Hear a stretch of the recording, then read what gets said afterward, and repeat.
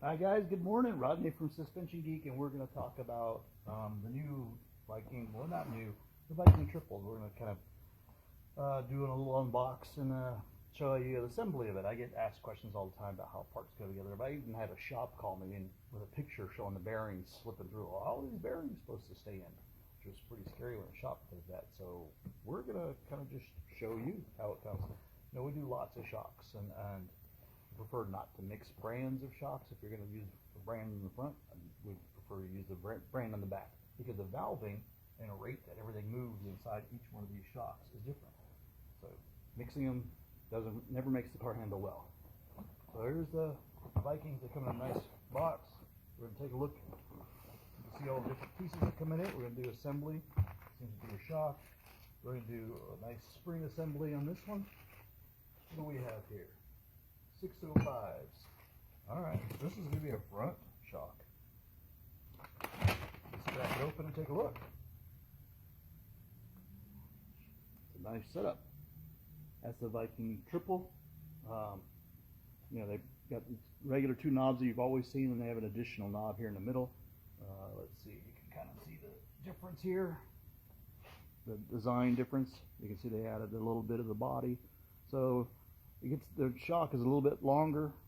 You may have to remeasure to adjust for that. So let's go on with the assembly. So the kit in here has some nice bearings, snap rings. I use a fairly inexpensive channel lock one. I like these because it has replaceable ends, and you can get these at most of the parts just about any place. I think I got this one down the road at True Value. You get Ace Hardware. Any of those places that carry it. So you want to line the pins up with the holes that are on the there we go. It's inside the on the snap ring. There's a couple little holes right there. Put it in there. This snap ring actually pulls it in tight. If you look inside the shock, you'll see there's a groove ring right here in the shock, and that's where that snap ring goes. So you put the first side in, and that's that. Sometimes you have to use your finger either to push it in to just get that snap ring in that little groove or not. Take your bearing, kind of straighten it up a little bit. Should be able to just put it in there, and as you start to rotate, it slips right in. Take your second snap ring, get it in the, now come on man, I got the wrong glasses on. I can't see anything with the safety glasses. They're not safe then, are they? And then put the snap ring into place. I usually use the end of this, and you can hear it snap. Hold on. Yeah. Yeah, that one's in. Then you repeat process for the second side. So let's go through that kind of quick. So once again, in the holes, put it in your snap ring. Nice one. Oh, see, that one didn't go in all the way. You can use it. Take your bearing once again, put it in there, rotate it just slightly, it slips right into place. No fighting it. Don't bang on it with a hammer. You'll ruin the bearing race in there. Second one's tight. Slip it around it. See, that one didn't go all the way in either. So we'll click it with the pliers here. There you go. Here it snap into place. Also has these neat little spacers. So this, we usually use everything with a larger bearing. It's 5/8. If you need a smaller one, the kit actually comes with a sleeve that you slide in there, so you can use a smaller bearing. Sometimes you need the smaller ones depending on whose upper mount you're using. UMI, Speed Tech, BMR, they all make one. So sometimes you have to reduce it down.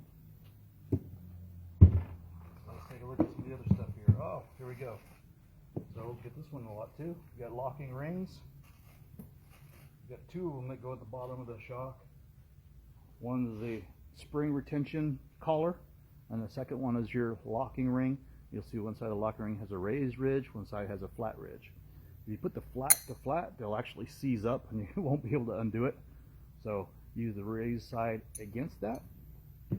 So pretty simple. We'll show you. down its position. Same thing for the second one. Down in its position. How cool is that? So this one's going to be on the front, so it's going to have a T-bar. So let's look at the T-bar assembly. But on this one, you don't use the same channel locking, because this one, or same, anyway, same pliers, because this one pulls it tight. What you're going to need for the other one is you'll need ones that spread it out. I got these at Harbor Freight. They're fairly inexpensive. Also in that T-bar, you'll see it's got a groove in there. So you open this up, slide it over, and put it right into its groove. Come on. There you go. Same thing. Slips through your bearing. Nice. And you have a second one that holds it in its place. Same thing. There's the groove. You want to slip it over, lock it into its place, and there you go. Now your T-bar is in and assembled. It does come with larger heavy-duty bolts. So some control arms or mounts that you're using, you may want to, you're always going to drill them out, so you use the biggest or heaviest duty possible bolt you can. I actually don't use too many of these. I go to a grade 8, kind of holding the bottom with a nylock also.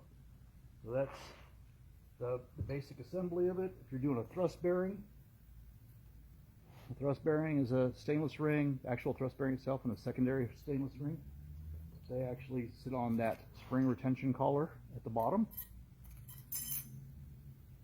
There, you want to put a little bit of grease in there. I use a, I like to use this one, the extreme pressure grease from Lucas, and it slips down on there like that. Then you have your stainless retainer ring. Same thing. Now your spring will actually go on there, and this allows the spring to have a nice rotating surface, because the spring, just by its nature, is a spring. It always expands and contracts, but you got to remember it's wound in a circle, so every time it compresses, there's a slight bit of resistance or rotation in it. This allows that little slight bit of movement, so there's less bind on the spring. That's the nice thing about it, especially if it's a race car. You want to have that. Then you have your upper collar, which goes up there, and everything holds together and holds your spring in. All right, so we're going to talk about, it's a triple, all right? That's kind of cool. So you have low speed, and then a high speed. What does that mean? It has nothing to do with the speed of the car. It has to do with the speed of the bump. In the race world or car world, we call that an event. So when an event happens or something moves, right? When you're going into a corner and the car starts to lean over, that's pretty gradual, even in a sweeper. That's called a low speed event. You can actually turn your low speed compression up. Same thing, as you're coming out of a corner and you start to accelerate, that's where you use your rebound, right? Do the rebound so it resists coming up. That keeps the front end down, locked, so you keep traction on the rear. And then you have a high-speed one, which is down here with an Allen wrench. High-speed events are transitions in a track, bumps, whatever it is. If you're on the street, can you give you an example of it? It could be a driveway entrance. It could be railroad tracks. There's a perfect one. When you go over railroad tracks, it's quick. That's a high-speed event. The shock moves at a rapid pace. In order to absorb that, you can turn your high speed up. It actually gathers that quicker, so the car doesn't jump up or move any. It allows the shock to absorb it and return to its position quicker. That's what's nice about that. So let's look. I think in the box, you get a couple cool things. You get Viking sticker. That's pretty cool. Installation guide. Hey, we just talked about that. We'll file that one. Crusader tuning guide. Oh, there you go. There you go. Don't throw this one away. I get that call all the time. Oh, they kind of explain it here for you. Yep. High speed event, low speed, and they even have some basics here for you. If the car is understeering at entry, you can soften compression, soften rebound, so on. And they even give you some basic settings to start with. If you're off the track, where to be, if you're autocrossing, or even if you're road racing. That's pretty simple. Mind you, these all won't work for every car, but it's a good base set, you know? So there you go. If you have any more questions about any of the other shocks, we deal with all of them. Give us a call. Hope that helped any, man. Bye.